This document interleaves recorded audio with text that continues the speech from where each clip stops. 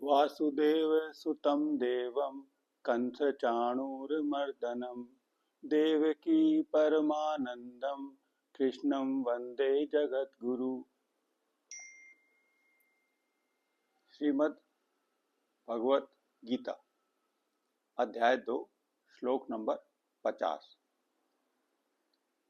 बुद्धि युक्तो जहाति सुकृत दुष्कृतो तस्मात् योगाय युजुत्सु योगः कर्मसु कौशलम। अर्थात समत्व बुद्धि योग में स्थित हुआ पुण्य और पाप को इसी लोक में त्याग देगा। और इस योग समत्व बुद्धि योग के लिए प्रयत्न कर हे अर्जुन। जब तू इस योग में स्थित हो जाएगा तो योग है कर्मसु कौशलम। तो जो तेरे जो कर्म है ना उनमें कुशलता आ जाएगी। जो भी तू करेगा, जो भी तेरा कार्य है उसमें कुशलता आ जाएगी। अब इसकी श्लोक की थोड़ी व्याख्या करते हैं। ये जो बुद्धि योग है ये ही कर्म योग है, यही समत्वम योग है।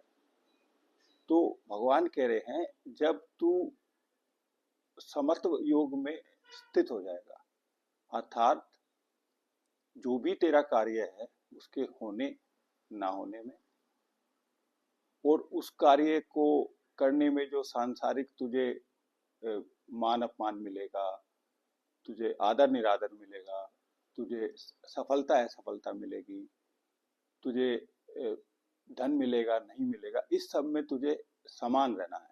ये समत्व योग है। जब तू इस योग में स्थित हो जाएगा तो ये सुकृत दुष्कृत पुण्य और पाप, पुण्य हमें स्वर्ग दिलाते हैं, पाप हमें नरक दिलाते हैं। तो इसी लोक में जीवित रहते तू इन दोनों से मुक्त हो जाएगा। अर्थात इनके द्वारा जो कर्म बंधन उत्पन्न होते हैं उनसे तू मुक्त हो जाएगा। कैसे होगा?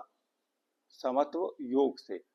समत्व योग से, कर्म योग से, बुद्धि योग से। भगवान ने 47वें श्लोक में बताया, वो कर्म के बारे में बताया। फिर 48वें श्लोक में योगस्थ, उस कर्म योग में स्थित होके। 49वें श्लोक में वो बुद्धि योग हो गया। अब 50वें श्लोक में वो बुद्धि युक्त हो गया। सब समान है। समत्व योग की बात है, कर्म योग की बात है कि जब तू जब कर्म योग में, बुद्धि योग में स्थित होगा, तेरा अंतःकरण शुद्ध हो जाएगा। और अंतःकरण शुद्ध होने से तुझे जो ज्ञान प्राप्त होगा, उस ज्ञान प्राप्त से तू सुकृत और दुष्कृत, पुण्य और पाप के बंधनों से छूट जाएगा। इनके कर्म बंधन जो बनते हैं, पुण्य करते हैं उससे भी कर्म बंधन बनता है, आपका जन्म होता है उसकी वजह से, और पाप से तो कर्म बंधन बनता ही है। अब इस श्लोक में सबसे महत्वपूर्ण बात जो है वो ये है कि इस योग से तेरे कर्मों में कुशलता आ जाएगी। अब इसको दो तरह से परिभाषित किया जाता है कि योग से कर्मों में कुशलता आती है, सभी ज्ञानी यही कहते हैं। और कुछ लोग इसको ऐसे भी कहते हैं कि कर्मों में कुशलता योग है। अब इस बात को कई ज्ञानी लोग काट देते हैं। वो कहते हैं कि एक चोर है, वो चोरी करने में कुशल है, तो वो योगी थोड़ी हो गया। एक महिला है, बहुत अच्छा खाना बनाती है वो, तो उसकी जो खाना बनाने की कुशलता है उसको योगी नहीं बना देती है। एक चालक है, बहुत अच्छा चालक है, वो बहुत अच्छी गाड़ी चलाता है, सब कहते हैं वाह इतना प्यार से अच्छी तरह से गाड़ी चलाता है, लेकिन उसका गाड़ी चलाना उसको योगी नहीं बना देता है। हाँ, उसको एक काम कुशलता से करता है वो। लेकिन अगर आप समत्व योग में स्थित होगे तो आपके सभी कर्मों में कुशलता आएगी।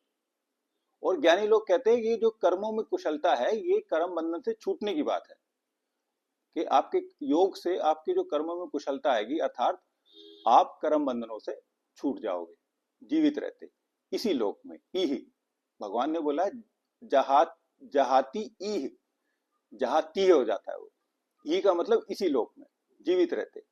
आप पुण्य और पाप के कर्म बंधनों से छूट जाओगे। जब आपके कर्मों में कुशलता आ जाएगी। कैसे आएगी? योग से आएगी। कौन से योग से आएगी? बुद्धि योग से आएगी। बुद्धि योग क्या है? समत्व योग है। बुद्धि योग क्या है? निष्काम कर्म योग है। तो अगर हम निष्काम भाव से कर्म करेंगे और समान रह के करेंगे, सफलता असफलता के बारे में विचार नहीं करेंगे, मान अपमान के बारे में विचार नहीं करेंगे, काम पूरा होता है नहीं होता इसके बारे में विचार नहीं करेंगे, तो हमारे कर्मों में कुशलता आ जाएगी। इस योग से आएगी कुशलता। ओम शांति शांति शांति। ओम।